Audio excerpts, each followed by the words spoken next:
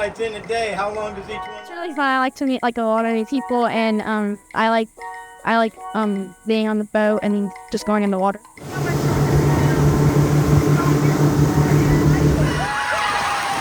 I love it. It's good to get out in the sunshine and try to swim and do all that play with friends.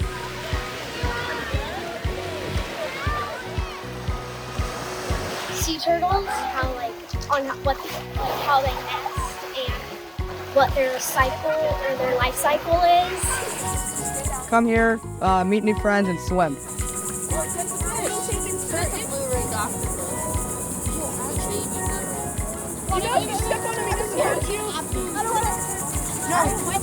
Put the net over it. Oh, we got so many shrimp. It's like a very great place. They teach you a lot about like marine biology.